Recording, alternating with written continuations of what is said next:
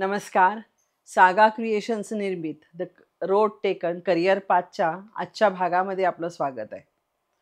खरं तर लक्ष हा सिनेमा माझ्या अत्यंत आवडीचा आणि त्यातली ऋतिक रोशनची भूमिका ही मला फार आवडायची. पण त्यातल्या सिनेमातला ऋतिक रोशनचं ऑफिसर बनणं हे फार 15-20 मिनिटाचं एक काम असतं. पण आज आपण प्रत्यक्ष एका ऑफिसरला त्याचं बिकमिंग, त्याचं मेकिंग या संदर्भात बोलणार आहोत. आज आपल्याकडे आमचा चिंतामण बुरसे आलाय. चिंतामण 1 वर्षाचं अतिशय खडतर ट्रेनिंग पूर्ण करून येत्या 26 तारखेला लेफ्टनंट म्हणून भारतीय सैन्य दलात सामील होणार आहे. अतिशय अभिमानाची गोष्ट आहे आणि त्याच्या पालकांसाठी, त्याच्या मेंटॉर्ससाठी. तर त्या संदर्भात आज आपण त्याच्याशी गप्पा मारूया, की त्यानं या संदर्भातली किंवा या विषयातली त्याची तयारी कशी केली, त्यानं स्वतःला कसं प्रिपेअर केलं, हे ऐकणं चिंतामणकडनं फार साहसपूर्ण असणार आहे, अत्यंत रोचक असणार आहे. तर आज आपण सुरू करूया चिंतामणशी गप्पा.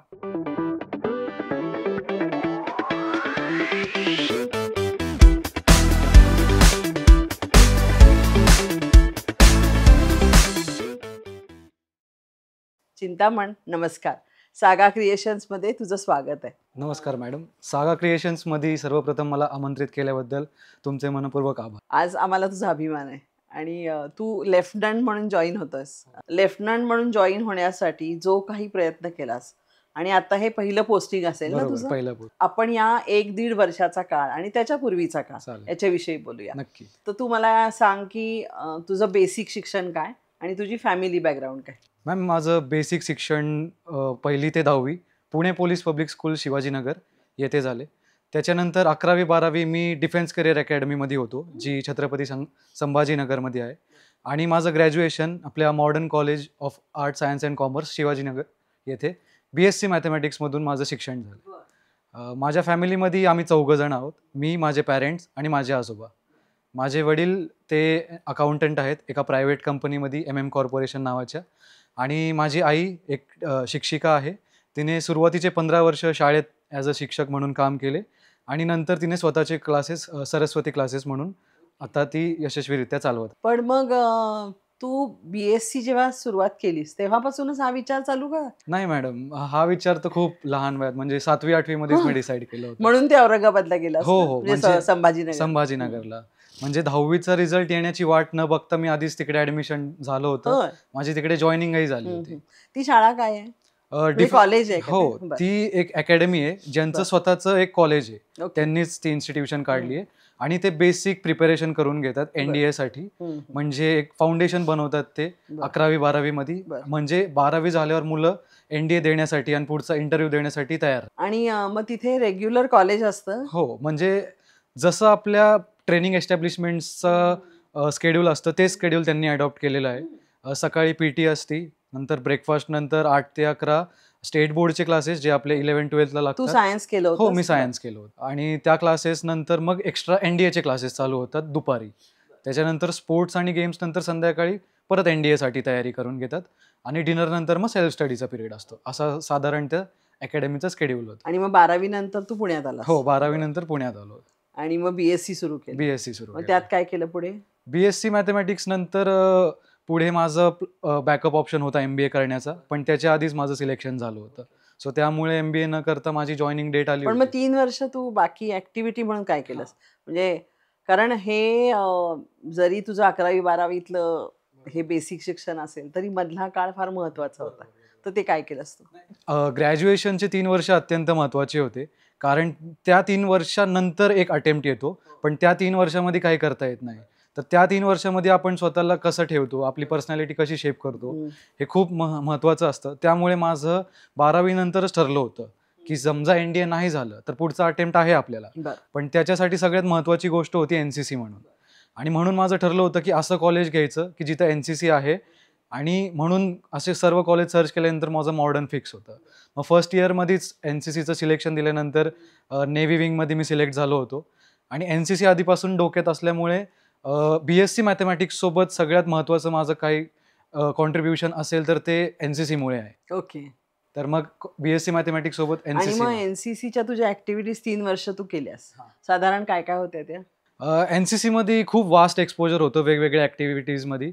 म्हणजे फर्स्ट इयरला ज्युनियर असल्यामुळे खूप अशा सोशल ॲक्टिव्हिटीजमध्ये पार्ट घ्यायला मिळाला. जसं आम्हाला सिनियर्स आणि आमचे ANO sir, Kamble sir guide करायचे, की ज्याच्यामध्ये आम्ही प्लास्टिक रिसायकल कसं होतं या एका कॅम्पला गेलो होतो. त्याच्यानंतर रोड सेफ्टी पेट्रोलचे आम्ही खूप कॅम्प केले होते.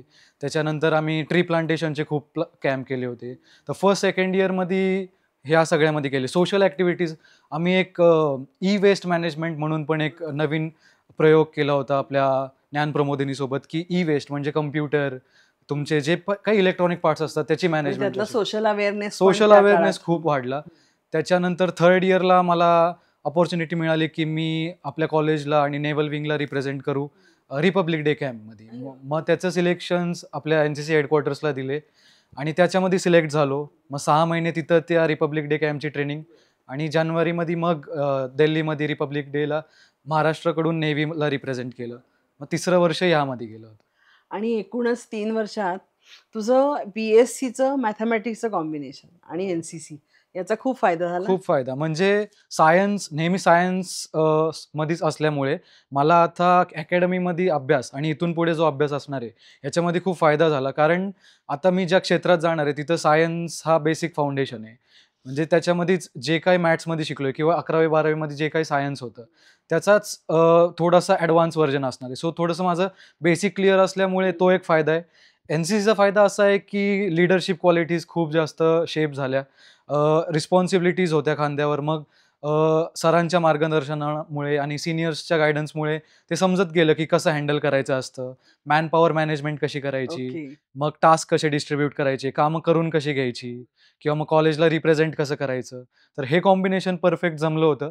त्याच्यामुळे पर्सनॅलिटीला एक वेगळा शेप मिळाला आणि नंतर तो मग इंटरव्ह्यूमध्ये खूप फायदेमंद ठरला. तू NCC 3 वर्षांचं केलंस आणि ग्रॅज्युएशन पूर्ण झालं हां, मॅथमॅटिक्समध्ये सायमल्टेनियसली. आणि मग नंतर तू ह्याची तयारी केलीस तुझ्या CDSसाठी. हो. तर ती तयारी कशी होती? हां.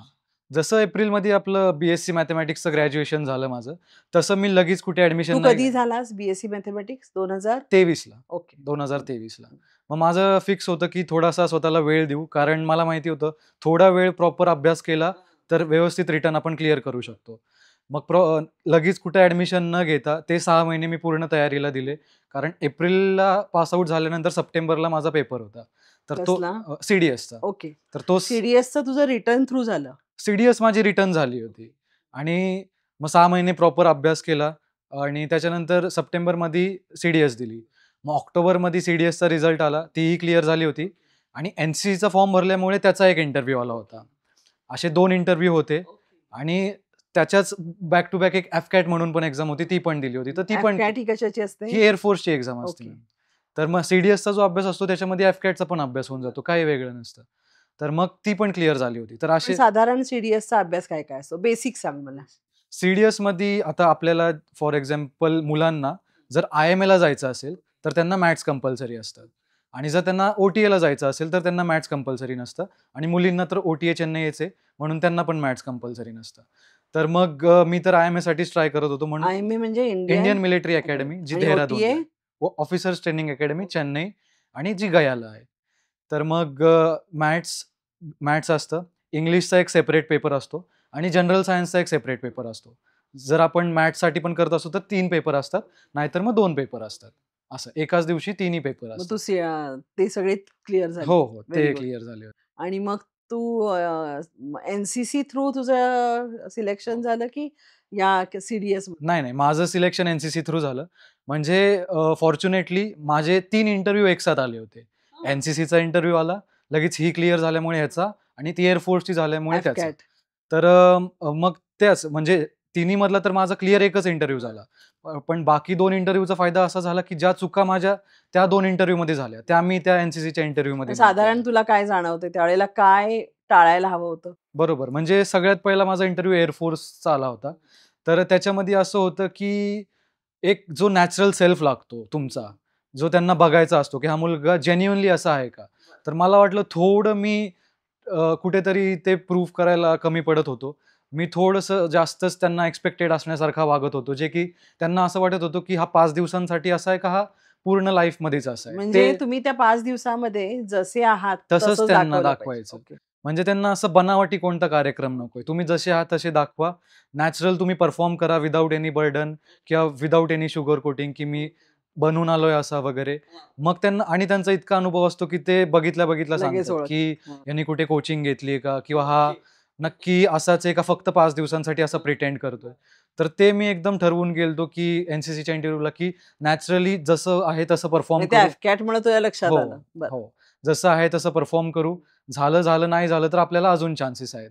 मग त्याच्यामुळे मी विथआऊट एनी बर्डन एन-सी-सीच्या इंटरव्ह्यूमध्ये सगळ्या टेस्ट दिल्या आणि त्याच्यामध्ये मग त्यांना ते जाणवलं असेल, की हा बनू शकतो म्हणून आणि मग त्याच्यामध्ये माझं सिलेक्शन झालं. आणि हे एन-सी-सी थ्रू तुझा जे इंटरव्ह्यू होता, तो कुठे होता? तो माझा जलंधरला होता, ओके. पंजाबमध्ये. आणि तो किती दिवसांचा? एस-एस-बी इंटरव्ह्यू 5 दिवसांचा असतो. काय असतो तो? त्याची एक प्रोसिजर सांग मला. चालेल. अगदी तू जालंधरला जाण्यापासून ते त्या जालंधरमधून बाहेर पडण्यापर्यंत. तर कोणताही एस-एस-बी इंटरव्ह्यू हा ऑफिसर होण्यासाठी कंपल्सरी असतो. तुम्ही कोणत्याही एंट्रीनी जावा. एन-सी-सी एंट्री, सी-डी-एस, एन-डी-ए किंवा कोणत्याही टेक्निकल एंट्रीनी जा. तुम्हाला एस-एस-बी इंटरव्ह्यू ऑफिसर होण्यासाठी कंपल्सरी द्यावा लागतो. तो एक बेसिक क्रायटेरिया आहे. तर एस-एस-बी इंटरव्ह्यू हा 5 दिवसांसाठी डिझाइन केलेला आहे.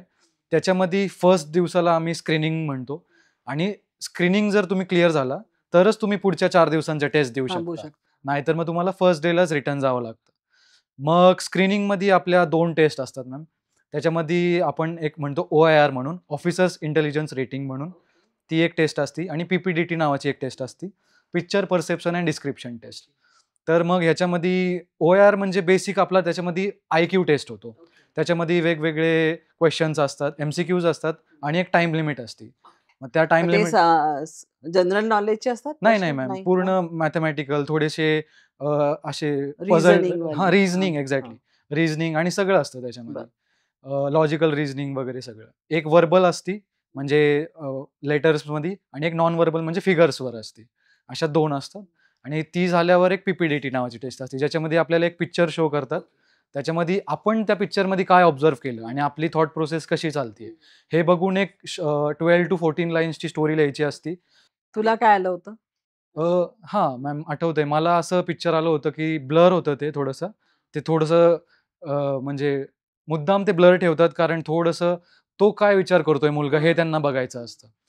मग माझं असं पिक्चर होतं, की एक ब्रिज होता, खालनं नदी होती आणि ब्रिजवर एक मुलगा नदीकडे बघत होता आणि नदीचे जे 2 किनारे होते, त्याच्यावर थोडीशी अशी चहल चालू होती. असं एक पिक्चर अच्छा. होतं. ते पिक्चर तुम्हाला साधारणपणे 15 ते 20 ओळीत हां, लिहायचं. हां. ओके. बरोबर. हं. त्याची एक स्टोरी लिहायची असते. बरं. मग स्टोरी लिहून झाल्यावर मग आमचे ग्रुप्स पाडले जातात आणि मग एका ग्रुपचं डिस्कशन घेतात. मग त्या डिस्कशनमध्ये आपण पॉइंट्स द्यायचे असतात. म्हणजे कॉमन ग्रुप स्टोरी म्हणजे बनवायची. त्या पिक्चरबद्दल तुला काय हो. वाटतं? ओके. हं. एक म्हणजे आता आपण एक इंडिव्हिज्युअल स्टोरी बनवली, तशी आता एक ग्रुप स्टोरी बनवायची, की सगळ्यांना मिळून काय वाटतं. मग त्याच्यामध्ये कसं सगळ्यांचे पॉइंट कन्सिडर करायचे. मग आपण कसं प्रेझेंट करतो, आपण आपल्याला स्वतःचा पॉइंट मांडता येतोय का? का आपण दुसऱ्यांमुळे डॉमिनेट होतोय? किंवा आपला कॉन्फिडन्स कमी पडतोय? किंवा मग आपण जर एक प्रॉपर लीडरशिप क्वालिटीज दिसली, ग्रुपला सोबत घेऊन जातोय का? ओके. यात टीममध्ये हो, कसे असतात? हो. एक्झॅक्टली. ग्रुपमध्ये तुमचं बिहेवियर कसं आहे? ह्या छोट्या-छोट्या गोष्टी खूप नोटीस होतात. मग त्याच्यामध्ये ते डिस्कशन झाल्यावर मग एक फर्स्ट डेचा रिझल्ट असतो, स्क्रीनिंगचा रिझल्ट. त्याच दिवशी. हो, त्याच दिवशी बरं. लगेच. तर माझी बॅच 226 ची बॅच होती. त्या दिवशी 226 26 लोकं जणांनी होते. रिपोर्ट हां. केलं होतं आणि 27 जण आम्ही स्क्रीन इन झालो होतो. अरे बाप! पहिल्या हां, दिवशीच. पहिल्या दिवशी. म्हणजे 199 गायब. हां, एक त्यांना परत जावं लागलं बरं. आणि मग 27 जणांचा पुढचा 4 दिवसांच्या सगळ्या टेस्ट. दुसऱ्या दिवशी मग सुरुवात होती सायकॉलॉजिकल टेस्टनी, ओके. ज्याच्यामध्ये अजून 4 स्पेशल टेस्ट असतात. ज्याच्यामध्ये टॅट नावाची एक टेस्ट असते. जसं पी-पी-डी-टी असती तशीच टॅट असती, बट ह्यावेळेस 12 पिक्चर्स कंटिन्यू असतात बॅक टू बॅक. ते हां. फिरवतात. हो.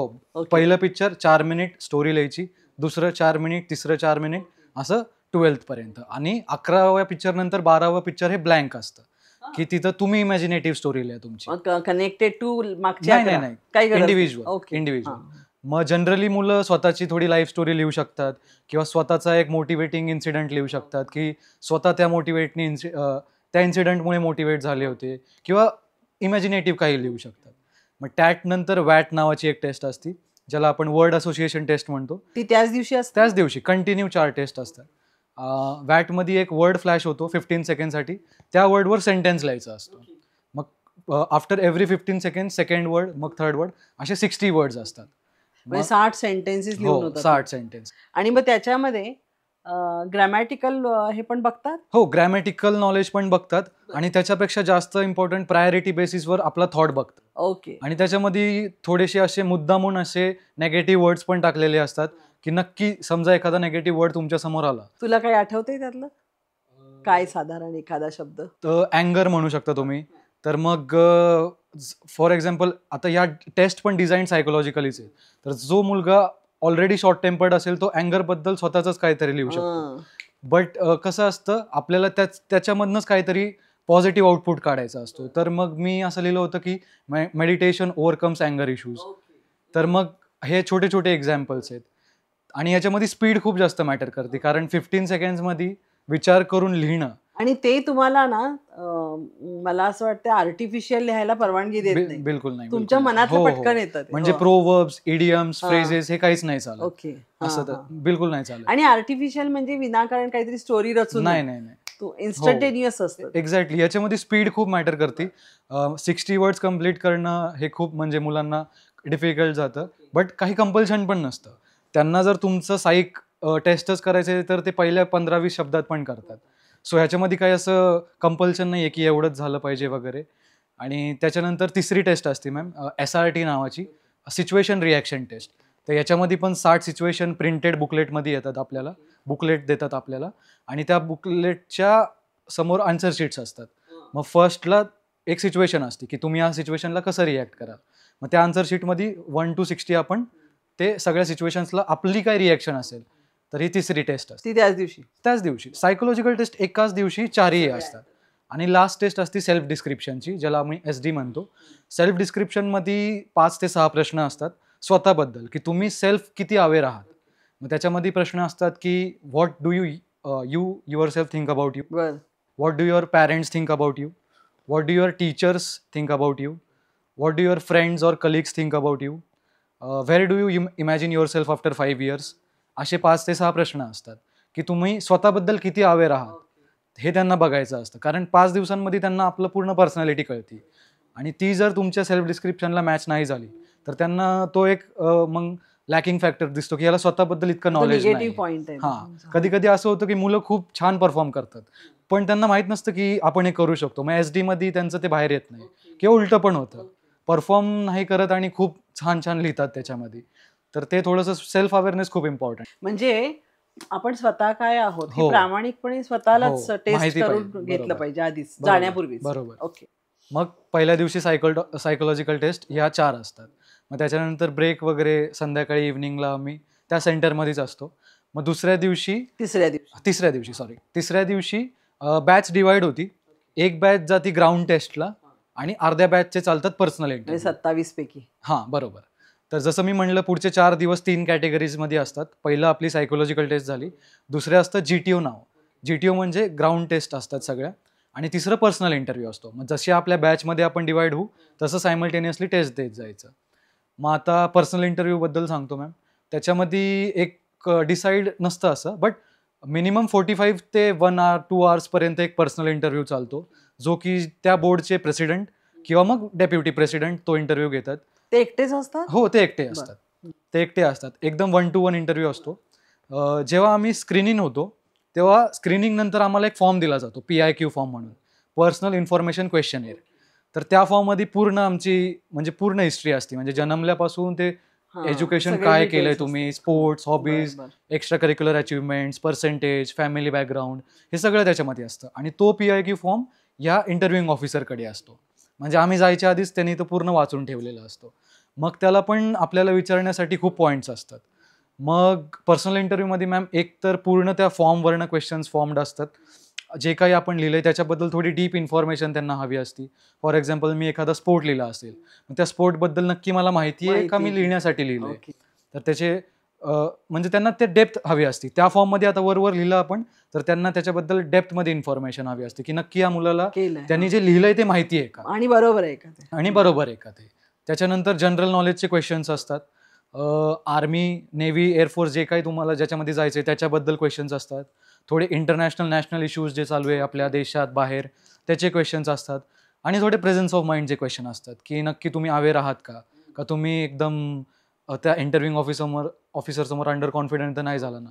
असे छोटे छोटे क्वेश्चन्स असतात. पण काही वेळेला ओव्हर कॉन्फिडन्स पण मारक असेल ना? हो, ते ओके. लगेच कॅच करतात. हां. म्हणजे जरी तुम्ही काहीतरी वेगळं लिहिलंय जे की खरं ओके. नाहीये हां. आणि तुम्ही ट्राय करताय की नाही मी हे बरोबर दाखवायचं. बोलतोय, मी हे हां, खरं, पण दाखवायचं. ते कॅच ओके. करतात. आणि ते आपल्याला तेव्हा नाही कळत जेव्हा आपलं नंतर 5 दिवसानंतर सिलेक्शन नाही होत. त्याचा अर्थ ते हां. की ते कॅच झालेलं आहे झालेलं आहे. कुठेतरी, ओके. असं असतं. ओके. मग हा पर्सनल इंटरव्ह्यू असतो. हा एक सेकंड क्रायटेरिया असतो. आणि मग ग्राउंड टेस्ट असतात. आता ग्राउंड टेस्टमध्ये टोटल तर 9 टेस्ट असतात मॅम. त्याही 2 दिवसांवर डिवाइड असतात. कारण एका दिवशी ते थोडं हेक्टिक होईल मुलांना म्हणून त्यांचं पण 2 दिवसांमध्ये डिव्हिजन केलेली असती. म्हणजे फर्स्ट डे जर सायकोलॉजिकल टेस्ट झाली, दुसऱ्या दिवशी इंटरव्ह्यू झाला, तर तिसऱ्या आणि चौथ्या दिवशी मग राहिलेले ह्या 2 टेस्ट होतात. बरं. मग ग्राउंड टेस्टमध्ये पण मॅम पहिलं तर स्टार्टिंग विथ ग्रुप डिस्कशन्स असतात.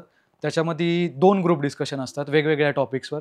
त्याच्यामध्ये मग आता कसं आपण 27 जण राहिलोय, तर त्याच्यामध्ये सगळेच तेवढे प्रिपेअर्ड आहेत की त्यांना सगळ्यांनाच सिलेक्ट व्हायचंय. मग त्याच्यामध्ये तुम्ही बॉक डाऊन तर नाही होत ना, तुम्ही हां. अंडर कॉन्फिडंट तर नाही होत ना. आणि आता थोडेसे टेक्निकल सब्जेक्ट्स पण आणतात ते त्याच्यामध्ये, की आर्टिफिशियल इंटेलिजन्स किंवा मग जेव्हा कोविडचा पिरियड होता तेव्हा ऑनलाईन एज्युकेशनचे प्रोज कॉन्स, थोडं टेक्निकल सब्जेक्ट्स टाकतात की तुमचं ओव्हरऑल नॉलेज कसं आहे. आणि मग कधी कधी रँडम इश्यूज पण असतात की मग डावरीजचे प्रोज अँड कॉन्स, की तुम्हाला सोशल अवेअरनेस किती आहे, तुमचं सोशल अडॅप्टेशन किती आहे, तुम्हाला सोशल डिस्प्यूट्स जे आहेत समाजात त्याच्याबद्दल तुमचं काय किती मत आहे. अवेअर आहात हो, तुम्ही? मग वुमन एम्पॉवरमेंट असे पण थोडेसे सब्जेक्ट्स असतात. मग त्याच्यानंतर लेक्चरेट असतं एक. लेक्चरेट म्हणजे चिट्स असतात. आपण चिट्स उचलायचे आणि 4 टॉपिक्स असतात. 4 मधला आपण एक टॉपिक चूज करायचा आणि त्याच्यावर मग 3-3.5 मिनिट आपण आपल्याला जे वाटतंय ते बोलायचं तुला इंग्लिशमध्ये. कुठला आला होता? मला आला होता सार्क नावाचा ऑर्गनायझेशन आहे आपल्या याच्यामध्ये, south Asian association of regional cooperation. तर मला थोडंसं नॉलेज होतं त्याच्याबद्दल, तर मी सार्कबद्दल तिथे बोललो होतो. मग तिथं 3-3.5 मिनिट बोलायचं असतं. मग ही एक टेस्ट असती. त्याच्यानंतर ग्रुप टेस्ट असतात मॅम सगळ्या, PGT, HGT नावाच्या, ज्याच्यामध्ये ग्रुपसोबत ऑब्स्टॅकल्स परफॉर्म करायचे असतात. ओके. मग त्याच्यामध्ये आपलं पूर्ण ग्रुप बिहेवियर बाहेर येतं, की तुम्ही पटकन इरिटेट होताय का? का तुम्ही लोकांना सांभाळून घेताय का? एखादा चुकत असेल तर त्याला चूक दाखवून पण त्याला हर्ट पण नाही झालं पाहिजे. अशा छोट्या-छोट्या गोष्टी खूप मॅटर होतात, की तुम्ही शॉर्ट टेम्पर्ड आहात का? कधी-कधी आपण आयडियाज देतो पण समोरचे आपल्या आयडियाज ऐकत नाही. तर पटकन मग त्याला रिएक्ट करताय का? का मग थोडं काम राहून नंतर परत सांगताय, की हाऊ डू नाही यू? ही आयडिया वर्क होईल. मग असं त्याच्यामध्ये ऑब्स्टॅकल्स असतात. मग ते ऑब्स्टॅकल्स ते सॉल्व्ह करायचे असतात. मग ह्या टेस्ट असतात. त्याच्यानंतर थोडी फन एक्सरसाइजेस पण असतात, की फक्त थोडंसं मोटिवेशनसाठी किंवा आणि मग थोडे फिजिकल टेस्ट असतात. इंडिव्हिज्युअल ऑब्स्टॅकल असतात. मग ते इंडिव्हिज्युअली करायचे असतात. त्याचा एक टाईम लिमिट असतो. त्या टाईम लिमिटमध्ये केले तर फुल मार्क्स आणि मग आपण ते रिपीट पण करू शकतो, जर टाईम उरला असेल तर. आणि मग असं सगळं झाल्यावर मग GTO पण कंप्लीट होतं आणि मग लास्ट दिवशी कॉन्फरन्स असते मॅम. कॉन्फरन्स म्हणजे हे सगळे जे ऑफिसर्स आत्तापर्यंत वेगवेगळे होते, हां. ते सगळे आता एकत्र येतात आणि मला बोलवण्याआधी त्यांची एक थोडंसं डिस्कशन चालतं, की ह्या कॅन्डिडेटबद्दल त्यांना आता सगळ्यांना काय हां, वाटतं? इंडिव्हिज्युअली जर त्यांचा डिसिजन ओके. झालेला आहे. त्यांचं ऑब्झर्वेशन. हां, आता कॉन्फरन्समध्ये मग ते डिस्कस करतात, की बरं. मला हे वाटतं, ते हं, वाटतं हं. आणि मग आम्हाला बोलवतात. बरं. कॉन्फरन्स खूप छोटी तिथे असते. पर्सनल बोलवतात? हो, पर्सनल हं, बोलवतात. हं. आम्हाला चेस्ट नंबर्स असतात. चेस्ट नंबर वाईज बोलवतात आणि कॉन्फरन्स खूप म्हणजे खूप शॉर्ट ड्युरेशनची असते. 30 सेकंड ते 2 मिनिटापर्यंत. आणि जर चुकून कॅन्डिडेटचं 50-50 असेल तर थोडीशी ती जास्त चालती.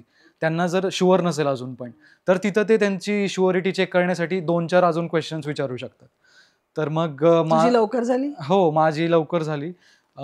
खूप बेसिक प्रश्न होते. त्यांना एकतर फीडबॅक हवा असतो, की त्यांचं अकोमोडेशन कसं आहे, त्यांची मेस सिस्टीम कशी आहे आणि ओव्हरऑल कॅम्पस आणि इन्फ्रास्ट्रक्चर कसं आहे. कसं वाटलं? कारण मग नेक्स्ट बॅचला थोडासा कमी त्रास व्हावा म्हणून. एकतर हे फीडबॅकचे क्वेश्चन खूप कॉमन असतात आणि मला थोडंसं विचारलं होतं, की तू ॲनलाईज करून सांग, की 5 दिवसात तू कुठे कमी पडला. ओके.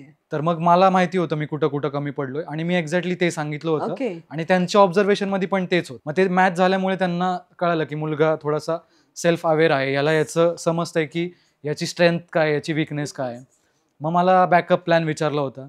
मग मी MBA वगैरे सांगितलं होतं. मी त्यांना सांगितलं होतं माझी CDS पण क्लिअर आहे. याच्यानंतर मला त्या इंटरव्ह्यूला जायचं आहे. जर मी इथं नाही झालो तर इथनं शिकून मी तिथं अजून चांगला परफॉर्म करेल. मग त्यांना ते थोडंसं कॉन्फिडंट जस्टिफाईड वाटलं होतं की नाही आहे ते काय असं हवेत गोळ्या नाही मारत आहे. मग आणि 2 मिनिटात मी पण बाहेर आलो होतो. आणि माझा तसं खरं सांगायला गेलं तर माझा पूर्ण फोकस CDSच्या इंटरव्ह्यूवर होता. कारण CDS कसं क्लिअर करावी लागती सारखी सारखी. NCC कसं एकदा मी 3 वर्षाची NCC केली आहे, दर 6 महिन्यांनी मला इंटरव्ह्यू देता येईल फॉर्म भरला तर. म्हणून मी NCCच्या इंटरव्ह्यूमध्ये खूप रिलॅक्स होतो आणि बिलकुल एक्स्पेक्टेशन्स नव्हते ठेवले की आपलं होईलच वगैरे. आणि त्यामुळंच माझा नॅचरल सेल्फ बाहेर आला. कारण माझे एक्स्पेक्टेशन काही नव्हते. नॅचरली मी जसा परफॉर्म करतोय तसं ते होत होतं. त्यांना माझं पोटेन्शियल दिसत होतं. आणि 5व्या दिवशी पण असंच आम्ही गप्पा वगैरे मारत बसलो होतो 27 जण, रिझल्ट जेव्हा अनाऊन्स व्हायचा होता. आणि मग जेव्हा ते अनाऊन्स करण्यासाठी आले ते ऑफिसर वगैरे, मग 2च आम्ही सिलेक्ट झालो होतो 27 मधनं. हां. एक मी आणि एक माझा हरियाणाचा मित्र आहे, तो झाला होता. मग आणि त्या 27 मध्ये मुली पण होत्या? नाही आमची मुलांची बॅच होती. मुलांची. मुलींचं असतं बट सेपरेट बॅच येते त्यांची. पूर्ण सगळं सेपरेट असतं त्यांचं. मग माझं त्याच्यामध्ये नाव घेतलं तर थोडंसं एकदम म्हणजे शॉकिंग होतं माझ्यासाठी. कारण काय विचारच करून नव्हतो आलो. आणि शॉकिंग असल्यामुळे ते डायजेस्ट करायला पण मला 5-10 मिनिटं लागले. मुलांना म्हणलं की कारण ते असे डिजिट वाईज नंबर घेतात. तर माझा 2 चेस्ट नंबर होता. तर त्यांनी 02 म्हणलं. कारण मग एखाद्याला वाटेल 2 नंतर अजून काहीतरी बोलणार आहे. 27 बोलेल किंवा 25 बोलेल. 2-1 बोलतील. हां. तर मग ते 02 मला ते एकदम कळालंच नव्हतं. मग थोडंसं नंतर केलं स्वतःला काम, डायजेस्ट झालं. आणि सगळ्यात फन फॅक्टर म्हणजे माझ्या आधी 3 NDAचे अटेम्प्ट झाले होते. आणि त्या तिन्ही अटेम्प्टमध्ये मी कॉन्फरन्स आउट होतो. तर माझं अशी ती एक हिस्ट्री राहिली आहे की दरवेळेस घरी फोन करायचा 5व्या दिवशी आणि म्हणायचं की नाही झालं. तर घरच्यांना पण सवय लागली होती ते ऐकण्याची. हां. आणि ते मग मला समजवायचे की होईल, ये घरी, फिरायचं तर फिर तिथे. तर यावेळेस मी मम्मीला फोन लावला आणि म्हणलं झालंय. आणि तिचा रिस्पॉन्स असा होता की ठीक आहे, काय नाही, ये घरी. तिला अशी म्हणजे ती ती सवयच. सवय झाल्यामुळे. ओके. मग तिला पण 2 मिनिटं समजवलं, झालंय. मग तिला पण ते असं झालं की आणि ते खूप शॉर्ट ड्युरेशनसाठी फोन देतात.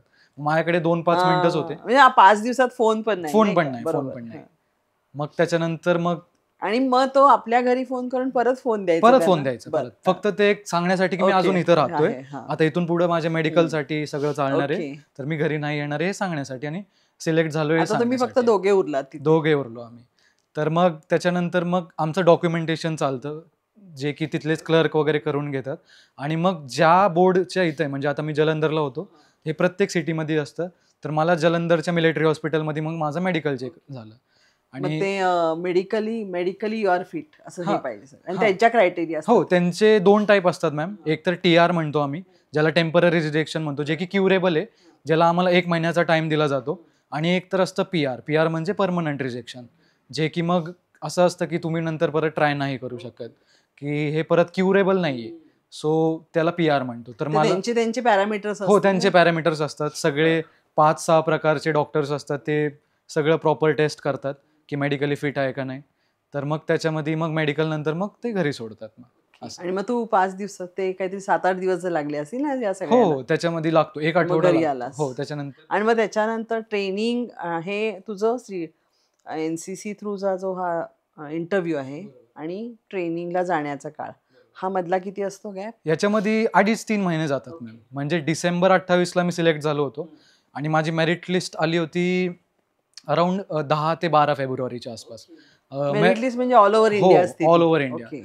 म्हणजे कधी कधी असं पण होतं मुलांचं अनफॉर्च्युनेटली की मेडिकल क्लिअर होऊन पण ते थोडं मेरिटमध्ये मागं पडतात. हां. मग मेरिटमध्ये न आल्यामुळे मग त्यांना जॉईन नाही करता येत. म्हणजे तुम्ही सिलेक्ट इंटरव्ह्यू मध्ये झालात, मेडिकल झाली, तरी ऑल ओव्हर इंडियामध्ये ते मेरिट लागलं मेरिटमध्ये पाहिजे. कारण तेवढ्या वेकन्सीज प्रमाणे ते जेवढ्या भरतात. वेकन्सी हां. आता NCCला 45 वेकन्सी असतात. तर मग 45च्या पुढची मुलं त्यांना थोडंसं विचार करावा लागतो. कारण असं पण असतं की 45 मधले पण सोडून जाऊ शकतात. मग ह्यांना परत कॉल जाऊ शकतो. बट शुअर शॉट काहीच नसतं. पण जे 45च्या आतमध्ये आहेत त्यांना तुझ्या वेळेला 45 होती हो का हो वेकन्सी बरोबर. NCC through? हो. मग तेव्हा मेरिटमध्ये आल्यावर मग तर कन्फर्मच झालं होतं की जायचंच आहे आता अकॅडमीला. आणि मग थोड्या दिवसांनी मग जॉईनिंग लेटर पण आलं, जे की DG हेड आपली HQA आर्मी हेडक्वार्टर्स दिल्लीमध्ये त्यांच्याकडून जॉईनिंग लेटर येतं. मग त्याच्यामध्ये पूर्ण सगळा क्रायटेरिया लिहिला असतो. मग त्याच्यानंतर मग 26 मार्चला मी OTA चेन्नईला जॉईन. आणि मला एक सांग, तुझं हे जे 3 हे जे ट्रेनिंग आहे, या सगळ्याच्या संदर्भात तू 3 वर्ष तयारी करत होतास. म्हणजे जनरल नॉलेज किंवा हो. एकूण पर्सनॅलिटी डेव्हलपमेंट हो. हे तुझं तुझं चालू होतं बरोबर बॅकग्राऊंडला, बरोबर बरोबर. नाही का? You are aware of that हो की बरोबर. आपल्याला हे करायचं. हो हो गुड. आणि त्याचा परिणाम हा की तू एका हो. फर्स्ट अटेम्प्ट मध्ये क्लिअर झाला. गुड. आई फार खुश झाली असेल. हो, नाही? आई वडील दोघं एकदम दोघंही. खुश. आणि तू एकटा आहेस नाही का? हो, मी सिंगल ग्रेट. चाइल्ड. मग आता तू OTA जाणार त्याच्यानंतर. त्याच्यानंतर मी OTA हां. चेन्नईला जॉईन बरं. झालो. आणि OTA चेन्नईला केव्हा जॉईन झालं? 26 मार्चला मॅम 2024. मग तिथं शेड्यूल काय काय? तिथं काय कसं होतं? वर्ष तिथे 1 वर्षाचं ट्रेनिंग होतं? 11 महिन्यांचं ट्रेनिंग असतं मॅम OTAचं. त्याच्यामध्ये 2 टर्म्स असतात, ज्युनियर टर्म आणि सिनियर टर्म, 5-5 महिन्यांच्या, आणि मध्ये एक टर्म ब्रेक असतो. मग ज्युनियर टर्म म्हणजे काय? ज्युनियर टर्म म्हणजे आम्ही ज्युनियर असतो ना तिथे, हां. जे गेल्या अगोदरचे असतात. अगोदरची बॅच मग सिनियर होती. ते 5 महिने हो, त्यांचे. त्यांनी ते अगोदरचे 5 हो, महिने पूर्ण बरोबर. केलं असेल. आणि मग आम्ही गेल्यामुळे आम्ही ज्युनियर, आणि ते पास आउट झाल्यावर मग आम्ही सिनियर, आणि नवीन बॅच येणार ते ज्युनियर. मग 2 टर्म असतात. आणि तिथलं शेड्यूल एकदम डिसिप्लिन आणि एकदम काटेकोरपणे फॉलो केलं जातं मॅम. म्हणजे इन्क्लुडिंग सकाळी 4 ते 4:30ला उठणं, त्याच्यानंतर मग मॉर्निंग OTA प्लेज वगैरे म्हणणं, नॅशनल अँथम म्हणणं, की आपली एक सकाळची सुरुवात एकदम पॉझिटिव्ह व्हावी, की आपण काहीतरी प्लेज घेतोय आणि आम्ही ते करणारच काहीही झालं तरी. आणि ज्युनियर टर्ममध्ये आम्हाला पहिल्या आठवड्यातच ते पाठ करायला वगैरे लावलं होतं सिनियर्सनी. त्याच्यानंतर मग 5:30ला PT चालू होती. PT चालती 7 पर्यंत. मध्ये वॉटर ब्रेक असतो, कारण मग फिजिकल फिटनेस आमचा ते प्रॉपर तयार करून तुमचं घेतो. शरीर तयार झालं हो पाहिजे. बरोबर. फिजिकली फिट असणं हा one of the most important factor आर्मीचा. मग आमची दिवसाची सुरुवात पण मुद्दामून त्याच्यापासून होते. मग त्याच्यानंतर परत अकोमोडेशनला येणं, फ्रेश होणं, युनिफॉर्म वगैरे, नंतर तयार झाल्यावर मग ब्रेकफास्टला जाणं. मग 7:45 पर्यंत ब्रेकफास्ट वगैरे करून मग आमचे अकॅडमिक ब्लॉक असतो मॅम, ज्याला आम्ही जिट्सी म्हणतो OTA. मग तिथं आमचे लेक्चर्स असतात. मग 8:30 ते 1:30 आमचे लेक्चर्स चालतात पिरियड वाईज. मध्ये ब्रेक असतो मग स्नॅक्ससाठी. ते लेक्चर्स कशाचे असतात? लेक्चर्स मॅम व्हेरियस सब्जेक्ट्स असतात आर्मीमध्ये. फॉर एक्झाम्पल सांगायचं झालं तर मिलिटरी हिस्ट्री, की हिस्ट्रीमध्ये काय काय वॉर्स झाले, त्याच्यामधनं आपण काय लेसन्स शिकू शकतो, किंवा मग काय चुका झाल्या की ज्या तुम्ही अवॉइड करण्याचे आहेत ॲज अ लीडर म्हणून. आणि थोडेसे जे आत्ता म्हणजे आपण म्हणू शकतो की 21st सेंचुरीमध्ये यूज होणारे सब्जेक्ट्स, फॉर एक्झाम्पल IT पण असतं आम्हाला, इन्फॉर्मेशन टेक्नॉलॉजी. आणि SMT नावाचा सब्जेक्ट असतो, सायन्स ऑफ मिलिटरी टेक्नॉलॉजी. तर याच्यामध्ये मिलिटरी टेक्नॉलॉजी म्हणजे रडार सिस्टेम किंवा मिसाईल्स कशा चालतात, या सगळ्याचं बेसिक फाउंडेशन, आणि टॅक्टिक्स वगैरे, की डिफेन्स कसा घ्यायचा, अटॅक कसं करायचं. किंवा मग आता आपल्या इंडियाचं जर टेरेन बघितलं तर आपलं इंडियाचं टेरेन आपण 3 याच्यामध्ये डिवाइड करू शकतो. एक तर प्लेन टेरेन आहे, आपल्या वेस्टर्न सेक्टरला डेझर्ट टेरेन आहे, आणि वरती आपलं हिमालयन टेरेन आहे, माउंटन म्हणू शकतो आपण त्याला. तर ह्याच्यानुसार आमचा सिलेबस असतो मॅम. आणि मग लास्ट सिनियर टर्ममध्ये आमचं थोडंसं इन्सर्जन्सी नॉर्थ ईस्टमध्ये जे आहे, आणि टेररिझम जे J&K मध्ये आहे, याच्यावर पण सगळं असतं. तर असा बेसिक आमचा सिलेबस. हे तुमची लेक्चर मेथड मधून हो, ह्याचं ट्रेनिंग होतं. याचं आमचं थेरॉटिकल ट्रेनिंग तिथे चालतं तिथे. अकॅडमिक्समध्ये. मग त्याच्यानंतर लंच, आणि मग दुपारी आमचे एक्स्ट्रा क्लासेस असतात मॅम वेगवेगळ्या इव्हेंटसाठी. मग ते स्विमिंग असेल, किंवा मग हॉर्स रायडिंग असेल, किंवा मग कोणती कॉम्पिटिशन येणार असेल. फॉर एक्झाम्पल हॉर्स रायडिंग सगळ्यांना कंपल्सरी? हो, कंपल्सरी. ते शिकवलं जातं, एक स्किल आहे ना ती, तर ती सगळ्यांना शिकवली जाते. आणि त्याच्यानंतर मग फॉर एक्झाम्पल एखादा इव्हेंट येणार असेल तर मग त्या इव्हेंटची तयारी करून घेतात. क्रॉस कंट्री असेल तर मग क्रॉस कंट्रीची प्रॅक्टिस असते. मग या सगळ्यामध्ये 2 ते 4, 4:30 वाजतात. त्याच्यानंतर 4 ते 6 स्पोर्ट्स असतं कंपल्सरी. थोडंसं ते मेंटल एक रोबस्ट बनतं माणूस, थोडंसं फ्रेश वाटतं स्पोर्ट्समुळे. मग वेगवेगळ्या टीम बिल्डिंग. हो, टीम बिल्डिंग, एक्झॅक्टली मी तेच म्हणणार होतो आता.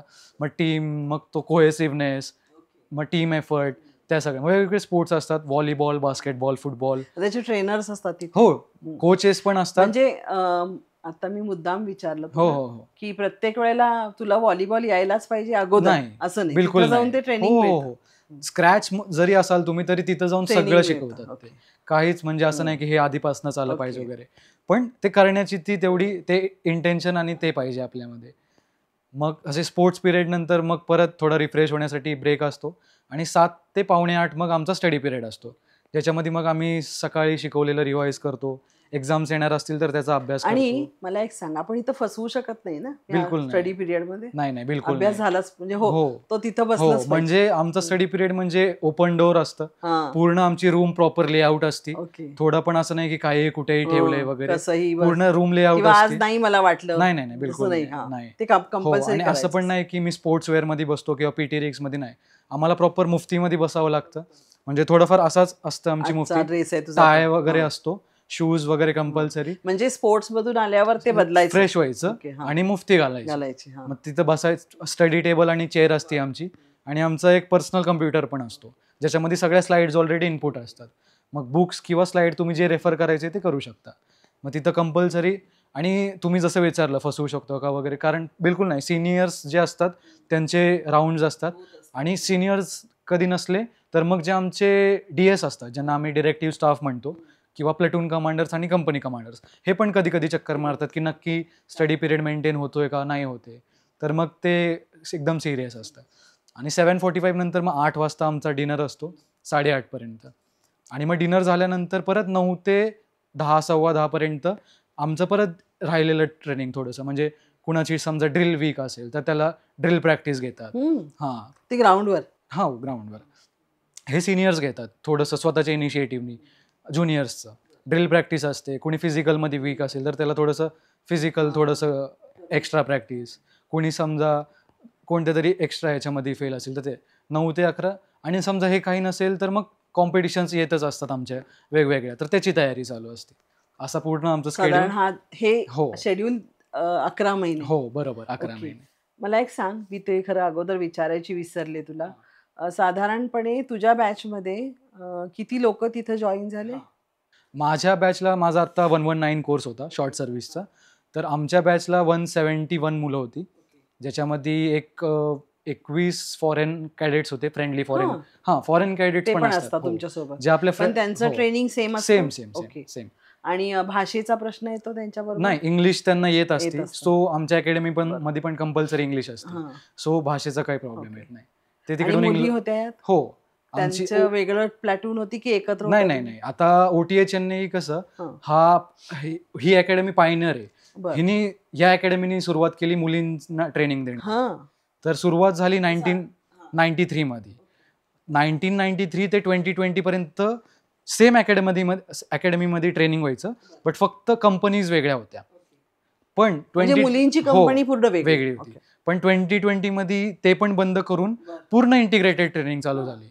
की असं काही नाही की मुलींची कंपनी वेगळी. जेंडर इनहिबिशन्स गेले बिलकुल पाहिजे. नाही. जेंडर बायसनेस बिलकुल नाही. गेला पाहिजे. सगळं जेंडर हां. न्यूट्रल आणि जेंडर ओके. इक्वल. व्हेरी म्हणजे आता 6 कंपनीज आहेत OTA चेन्नईमध्ये, तर 6ही कंपनीजमध्ये मुली आहेत. मुली आहेत. आधी असं होतं की 5 कंपनी मुलांच्या आणि 1 मुलींची. आता तसं नाही. आता 6 कंपनीमध्ये मुली इक्वली डिवाइड डिस्ट्रीब्युटेड असतात. आणि तुमच्यासोबत ज्या मुली होत्या त्यांचं फिजिकल ट्रेनिंग पण सेम सेम होतं? सेम. ओके.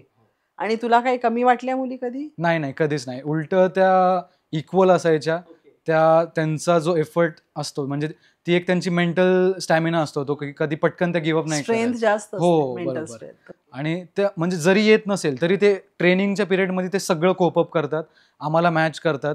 म्हणजे इवन मुलं पण कधी कधी कमी पडतात, बट आमची अकॅडमी अशी आहे की ते सगळ्यांना एका लेवलवर घेऊनच येतात. आणून हो, ठेवतात बरोबर. परत. आणि आमच्या ज्या काही टेस्ट असतात त्या कंपल्सरी पास करणं महत्वाचं असतं. तर सगळेजण पास करतात, मुली पण आणि सगळी मुलं पण. आणि साधारणपणे मुलींचं प्रमाण किती होतं आता आता तुला? माझ्या बॅचमध्ये 26 मुली होत्या. म्हणजे 170 ना? हो हो 20% हो, म्हणूया, साधारण म्हणून. 20% हो, मुली. correct. म्हणजे ऑन अन ॲव्हरेज हो तसंच तसंच असतं तसं. दरवर्षी. त्यांची वेकेन्सी. आणि मग हे 11 महिन्याचं ट्रेनिंग झालं तुमचं. हो. तुला स्वतःला फिजिकल ट्रेनिंग अवघड गेलं कसं? त्याचा काय अनुभव होता तुझा? कारण आपण त्यांच्यासारखं एवढं जरी तुम्ही व्यायाम करत असणार हे असणं तरी तेवढं रोबस्ट असत नाही ना. मग त्याचा अनुभव तुझा काय होता? हां, फिजिकल ट्रेनिंग तसं बघायला गेलं तर मॅम NCC मुळे अशा काही गोष्टी होत्या ज्या आधीपासून माहिती होत्या. बरं. पण तिथं गेल्यावर अशा पण काही गोष्टी होत्या ज्या खूप नवीन होत्या, ज्या की फक्त ट्रेनिंग अकॅडमीजमध्येच काय असतात. होतं ते? त्यांच्या वेगवेगळ्या प्रकारच्या टेस्ट असतात मॅम, जे की फिजिकल टेस्ट. हो, म्हणजे त्याची नावं पण असतात आणि त्याचं करण्याची एक प्रॉपर टेक्निक पण असते. तर ते तिथं गेल्यावर थोडंसं पहिल्यांदा बघितलं होतं. आणि बाकी तर सगळं माहितीच होतं थोडंसं NCC मध्ये असल्यामुळे वगैरे. तर थोडंसं मेहनत घ्यावी लागली फिजिकलसाठी. पहिले 3 महिने थोडेसे त्या दमल्यासारखं होतं? दमल्यासारखं म्हणण्यापेक्षा थोडं आपली बॉडी ते अडॅप्ट करण्यासाठी वेळ घेते. स्ट्रेसफुल वाटतं सुरुवातीला. हो. बरं. म्हणजे काही मुलं कशी खूप म्हणजे जिम वगैरे केलेली असती किंवा मग आधीपासूनच थोडेसे ॲथलीट म्हणून कुठे ना कुठेतरी रिप्रेझेंट केलेले असतं. तर थोडंसं हे बॅकग्राऊंड असल्यामुळे त्यांना हेल्प होती. हो. तर माझं असं होतं की 2-3 गोष्टी होत्या ज्या मला तिथं जाऊन शिकाव्या लागल्या. बट असं काही नाही की त्या त्याच्यामुळे कुठल्या आपण होत्या? तसं बघायला गेलं तर मी म्हणेल की माझी आर्म स्ट्रेंथ डेव्हलप करायला मला तिथे थोडा टाइम द्यावा लागला. But over the period of time ते पण होऊन जातं. म्हणजे असं काही नाही की मी एकटा मागं पडतोय वगैरे. तिथं पूर्ण आपल्याकडनं ते करूनच घेतात. म्हणजे आपण मेहनत करायची आणि ती लोकं करून घेतात. हे एकदा इक्वेशन जुळलं की बरोबर ते होऊन आणि जातं. नंतर त्याचा स्ट्रेस येत नसेल ना? बिलकुल नाही, बिलकुल नाही. शरीराला सवय होत असेल. एकदम सवय म्हणजे होते. हळूहळू ती हो, आपण तेवढ्या बरोबर. लेवलचं हो, फिजिकल स्ट्रेंथ बरोबर. पकडणं हो. हे आपलं तेच होत जसं मी असेल. म्हटलं बॉडीने ते अडॅप्ट केलं की कधीच काय नाही होत. म्हणजे मध्ये गॅप जरी पडला आणि त्यानंतर काय केलं आपण, तरी बॉडीला असं नाही होत की नाही ते आधी केलेलं आहे ना, मग बॉडी तशीच रिॲक्ट करते. बरं, आता मला एक सांग की तुमचं हे फिजिकल ट्रेनिंग झालं, त्यामधली तुमची थिअरीची प्रॅक्टिस झाली, तुमच्या टीम बिल्डिंगची स्पोर्ट्स आणि ह्याच्यातून मग यानंतर पास आउट होताना तुम्हाला तुमचे हे ठरवतात का की तुम्ही कोणत्या डिव्हिजनला जाणार किंवा कोणत्या सेक्शनला काम करणार, हे कसं असतं? कसं असतं, जी पासिंग आउट कोर्स असते म्हणजे आता सीनियर झाल्यावर थोडं 1 महिन्याआधी सीनियर टर्मला पासिंग आउट कोर्स म्हटलं जातं. पासिंग आउट कोर्सलाच मिड टर्ममध्ये घरी न सोडता त्यांना हाईकवर नेलं जातं. हाईक म्हणजे? हाईक म्हणजे वेगवेगळ्या ट्रेनिंग ज्या एस्टॅब्लिशमेंट्स आहेत हां हां. किंवा मग जिथं युनिट्स पोस्टेड आहेत किंवा मग युनिट्सचे रेजिमेंटल सेंटर्स आहेत, तिथं व्हिजिट्स असतात आमच्या आणि मग तिथं आम्हाला खूप एक्सपोजर मिळतं की कोणती रेजिमेंट कशी काम करतीये, कोणत्या आर्मचं काय काम आहे. तर मग ज्युनियर टर्ममध्ये काय होतं, आम्हाला घरी सोडलं जातं थोडंसं मेंटली रिफ्रेश मधला होण्यासाठी. ब्रेक. हो. आणि सीनियर टर्ममध्ये घरी न सोडता आम्हाला ह्या सगळ्या म्हणजे एक ट्रिप सारखंच असतं बट एज्युकेशन. बरोबर. मग आमचं तसंच होतं. तिथं आम्हाला पहिलं तो एक एक्सपोजर मिळतो की हे लोकं कसे काम करतायत किंवा मग कोणती आर्म कशी काम करते. मग आपण आपला इंटरेस्ट त्याला अलाइन करू शकतो की माझा इंटरेस्ट ह्या आर्ममध्ये आहे. आणि हे जरी इथं जरी मुलं क्लिअर नाही झाली, तरी मग पासिंग आउटच्या 1 महिन्याआधी आमचे लेक्चर्स चालतात ma'am. Choice of arms lecture म्हणतो आम्ही त्याला. मग प्रत्येक आर्मचा एक ऑफिसर येऊन पी-पी-टीवर आम्हाला 1-1.5 तास प्रॉपर समजवतो की त्या आर्मचं काय काम आहे. मग तो त्या आर्मचा स्वतः असतो. मग थोडा पर्सनल एक्सपिरियन्स पण सांगतो तो ऑफिसर. मग असं आमचं कंटिन्यू एक 1.5 आठवडा चालतं की एका दिवशी एक आर्म. म्हणजे आज इन्फंट्री असेल, उद्या आर्टिलरी असेल, परवा सिग्नल असतील. तर असं 1.5 आठवडा चालतं. मग आम्हाला ते सगळ्या आर्मचा खूप वाईड एक्सपोजर मिळतो की कोणती आर्म तुम्हाला कशी तिथे आहे. सिलेक्शनला सोपं हो. जात असेल. हे सगळं 1 महिन्याआधी चालतं. आपण तुमचं आता हे पोस्ट काय म्हणूया त्याला, तुम्ही आता पासिंग आउट आहे तुमचं आणि मग ते करताना तुम्हाला हे ट्रेनिंग मिळत गेलं नाही का, की कुठल्या सेक्शनला किंवा कुठल्या आर्मला, रेजिमेंटला तुम्ही जाऊ शकता. स्वतःचं आपण असं म्हणूया, की स्वतःचं स्किल कशात हो, बरोबर. वापरता आणि येईल. मेरिटनुसार ते अलॉट हां, होतं. मग ते मेरिट पण असतं हो, त्याच्यात? हो. म्हणजे हो. पूर्ण आमच्या 11 महिन्यांच्या परफॉर्मन्सवर बरं. आमच्या पूर्ण 170 फॉरेन कॅडेट सोडले. हां. तर फॉरेन कॅडेट्स त्यांच्या कंट्रीला परत हो, जातात? परत ओके. जातात. मग आमचं पूर्ण मेरिट बनतं आणि मग मेरिटनुसार आम्हाला ते अलॉट होतं. पण मेरिट कशा-कशात म्हणजे ते म्हणजे कशा म्हणू त्याला आपण एका आर्मनुसार किंवा त्या ह्याच्यानुसार ते मेरिट लावतात. मग सगळ्यात हायेस्ट मेरिट कशाला असतं? इन्फंट्रीला असतं मॅम. इन्फंट्री म्हणजे काय? इन्फंट्री म्हणजे आपण मराठी भाषेत म्हटलं तर पैदल सेना, जे आपली ग्राउंड फोर्सेस पायदळ. असतात. हां. हो, ज्यांचं काम असतं की ग्राउंड कॅप्चर करून ठेवणं हां, हां, आणि हां. जे एकदम फ्रंट लाईनला फ्रंटला असतात, असतात. त्याला त्यांचं इन्फंट्री मेरिट असतं म्हणतात. हो. त्यांना. ओके. आणि त्यांच्या वेकन्सी पण खूप जास्त असतात. ओके. त्याच्यानंतर मग आर्टिलरीचं असतं बरं. मॅम. आर्टिलरी म्हणजे काय? आर्टिलरी म्हणजे तोफखाना. आपल्या आर्मीचा तोफखाना ज्याला म्हणजे तू आर्टिलरी. त्यात चॉईस हो, दिलास हो तुला. मॅम. त्याचं त्याचं तू हे काम बघितलेलंस? हो, हो, हो. म्हणजे आधीपासनं मी जेव्हा इन्स्पायर झालो होतो या प्रोफेशनकडे, जायचं. तेव्हा मी सगळ्यात आधी 8वी मध्ये आपल्या पिंपरीमध्येच सदर्न कमांडचं एक्झिबिशन होतं. तर त्याला मी गेलो होतो आणि तिथं सगळ्या आर्टिलरीच्याच गन्स होत्या. तेव्हा नव्हतं माहिती मला त्याला ते म्हणतात, बट नंतर कळालं. तेव्हा पण तो एक त्याच्याकडे एक ओढ झाली. हां. आणि आधीपासूनच मग ते थोडंसं एक म्हणजे एक वर्किंग बघितलं होतं बरं, बरं. आर्टिलरीचं, हं, की हं. त्यांचं काम काय असतं. बरं. ते थोडंसं जास्त मला इम्प्रेस केलं होतं त्यांनी. मग तू आणि आर्टिलरी चूज हो. केलंस. आता तू आर्टिलरीच्या पुढच्या ट्रेनिंगसाठी जाणार ना? आर्टिलरीचं आमचं पुढचं ट्रेनिंग डिवायडेड असतं मॅम. पहिलं तर युनिटला जाणार आम्ही. युनिटमध्ये आम्हाला युनिट म्हणजे कुठं असतं ते? युनिट प्रत्येकाला वेगवेगळे युनिट मिळतात आणि युनिट जिकडे पोस्टेड असते तिकडे मग आम्ही जातो आणि मग युनिटला रिपोर्ट करतो. मग तिथं मग आम्हाला first 6 months basic unit administration, मग युनिट लाईफ कशी असती, मग तिथं लाईन अटॅचमेंट असते आमची, जवानांसोबत राहणं वगैरे, त्यांच्यासोबत बॉन्ड बनवणं, कारण त्यांनाच नंतर कमांड करायचं. सो त्यांचे आम्हाला एक आणि एव्हरी इंच आम्हाला माहिती पाहिजे की ह्या जवानाचं काय दुःख आहे, त्याचं काय, ह्याची पर्सनॅलिटी कशी आहे, त्याचा माइंडसेट कसा आहे, मगच तुम्ही त्यांना कमांड करू शकता. जर तुम्हाला तुमच्या हाताखालची म्हणजे नुसतं आम्ही आमच्या दृष्टीनं काय असतं, पासिंग आउट झालं आणि गेलात तुम्ही डायरेक्ट कामाला, असं नाहीये. त्यातला जो HR मॅनेजमेंट आहे ना, तो फार शिकवतात नाही का? युनिटमध्ये पूर्ण बेसिक पहिले 6 महिने त्याच्यातच मुळात जातात. ते तुमचं बेसिक कम्युनिकेशनच एक्झॅक्टली वाढवतात. म्हणजे एक्झॅक्टली. नुसतं बोलण्याचं नाही नाही, नाही नाही. पण कनेक्शन हो, जे आहेत, ह्युमन हो. कनेक्शन, बरोबर बरोबर. त्याचं ट्रेनिंग जे असतं आपल्याला आपल्या हाताखालची माणसं पूर्ण इन अँड आउट माहिती माहिती पाहिजे. पाहिजे. हा या. बेसिक एक मग ते तुम्ही कुठल्याही सेक्शनला जा, म्हणजे कुठेही त्या जा, हे आर्म कॉमन मध्ये आहे. जा, हे कॉमन आहे, ओके. कुठेही जा तुम्ही. आणि मग त्यानंतर तुझं प्रॉपर टेक्निकल हां, हे हो. सुरू होणार. आणि मग 6 artilleryचं? महिन्यानंतर आम्ही वायो म्हणतो त्याला, यंग ऑफिसर्स कोर्स असतो. मग जे काही कुठेही गेलेत त्यांचे जे सेंटर्स आहेत, प्रत्येक रेजिमेंटचं कुठलं ना कुठलं तरी सेंटर असतं. मग त्या सेंटरमध्ये त्या रेजिमेंटचा यंग ऑफिसर कोर्स चालतो. जसं आता आर्टिलरीचा स्कूल ऑफ आर्टिलरी देवलाली नाशिकला सेंटर आहे. आणि आर्मड तुझा कोर्स तिथं जाणार हां, होणार. तिथं जाणार. जे आर्मडमध्ये गेले त्यांचं अहमदनगरला जाणार. मग इथं यंग ऑफिसर्सला शिकवलं जातं की आता तुमचं काय काम आहे. आता तुम्ही 6 महिने राहून आलाय, तुम्ही युनिट लाईफ बघितली आहे. मग बेसिक प्लटून देतात आमच्या हाताखाली. मग आम्हाला प्लटून कमांडर बनवतात. मग प्लटून कमांडरचं काय काम असणार, मग हे सगळं शिकवलं जातं, थेरॉटिकली पण आणि प्रॅक्टिकली पण. आणि मग त्याच्यानंतर तुम्हाला एक प्रॉपर पोस्टिंग मिळतं का? जसं आमच्या डोक्यात एवढंच असतं की हा आमचा XYZ म्हणजे आमचा चिंतामण कारगिलला आहे, आमचा अभिजित इथं आहे, तर ते मग तिथं जायचं तुम्ही? हो, पोस्टिंग चेंज होत राहते 3-3 वर्षांनी. फील्ड पोस्टिंग येत राहते, त्याच्यानंतर पीस पोस्टिंग येते.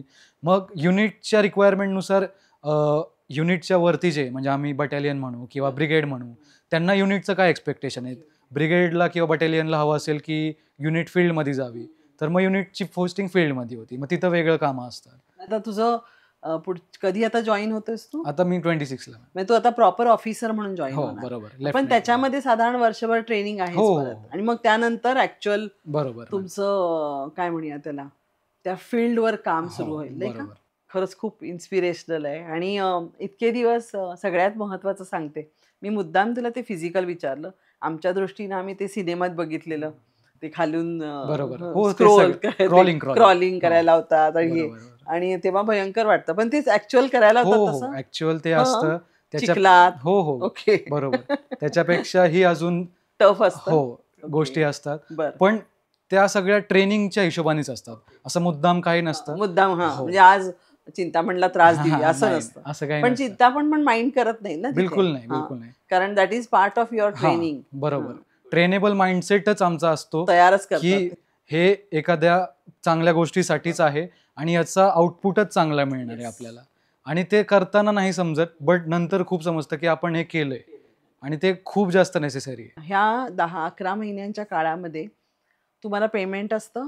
हो मॅम, आम्हाला स्टायपंड नसतो. म्हणजे इथं कुठल्याही आई वडिलांना पैसे द्यायची गरज नाही. नाही, बिलकुल नाही. गव्हर्नमेंटकडनं आम्हाला स्टायपंड असतो. ते कसं असतो? पे स्केलनुसार असतो आणि ॲज अ जेंटलमॅन कॅडेट किंवा मग लेडी कॅडेट म्हणून आम्हाला अकॅडमीजमध्ये तो बेसिक ठरलेला असतो. जसं आत्ता 56,100 रुपीज आहे, तर त्याच्यानुसार तो स्टायपंड. मग तो सगळा तुम्हाला मिळतो? त्याच्यामध्ये इन्शुरन्समध्ये काही कट होतात, थोडेसे किटिंगमध्ये कट होतात आणि मग नंतर राहिलेला मिळतो. आणि हे नंतर मग जेव्हा एकदा संपतं त्याच्यानंतर मग कम्प्लीट मिळतं. म्हणजे आता तुला जेव्हा जॉईन होशील तेव्हा आता तुला हो, पगार चालू हो, आहे. बरोबर. तुमचं जे आता जो स्टायपेंड तू सांगितलंस, त्या दरम्यान तुमची मेडिकल फॅसिलिटी किंवा कॅन्टीनमध्ये जे मिळणाऱ्या गोष्टी त्या सगळ्या चालू असतात? हो, हो. म्हणजे ट्रेनिंगच्या टाईमपासूनच ज्या काही फॅसिलिटीज तुमच्या पुढे मिळणार आहेत. हो, त्या सगळ्या ट्रेनिंगपासूनच सुरू होतात त्या काय आम्हाला. काय असतात? त्याच्यामध्ये मेडिकल फॅसिलिटीज असतात मॅम. म्हणजे जे डिफेन्स आणि आर्मी किंवा आपण डिफेन्स मिनिस्ट्री म्हणू याच्या अंडर जे काही येतं मेडिकल त्याच्यासाठी जे मिलिटरी हॉस्पिटल्स असतात, कमांड हॉस्पिटल्स असतात, तिथं आम्हाला ट्रीटमेंट असते. त्याच्यानंतर तुम्हाला आणि फॅमिलीला पण, फॅमिली पण इन्क्लुडेड असते. आमचे हेल्थ कार्ड्स बनतात. त्याच्यानंतर आर्मीचा स्वतःचा एक इन्शुरन्स फंड असतो. ते आमचं पूर्ण लाईफ इन्शुरन्स सारखं कव्हर होतं, जे की इफ नॉट म्हणजे अनफॉर्च्युनेटली झालं असं काही कुणाला होऊ काही नये. कॅज्युअल्टी हां, झालं हां. कोण, तर ते फॅमिलीला मिळतात. ते अप टू 1 CR पर्यंत असतात. त्याच्यानंतर मग कॅन्टीन फॅसिलिटीज असतात, ज्याला आम्ही CSD म्हणतो, आणि URC, जे की प्रत्येक सिटीमध्ये असतं. मग एक इंडिव्हिज्युअल कॅन्टीन कार्ड असतं आणि एक डिपेंडंट कार्ड म्हणून म्हणजे असतं फॅमिलीला फॅमिली सिटी. मग ते तिथं जाऊन एकदम रिझनेबल आणि थोडंसं वस्ती याच्यामध्ये ते फॅमिलीसाठी खूप जास्त महत्त्वाचं असतं.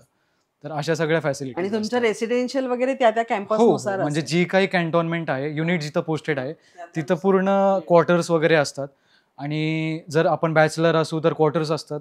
आणि जर आम्ही मॅरिड असू किंवा आपलं एज 25+ असेल, तर मग आम्हाला फॅमिली अकोमोडेशन पण असतं. तर ह्या सगळ्या फॅसिलिटीज गव्हर्नमेंटकडून असतात. तर आज तू जे काही सांगितलंस अतिशय अभिमानास्पद आणि आमची मान उंचावणार आहे. प्रचंड काय म्हणूया त्याला एक भारी वाटणारी गोष्ट आहे.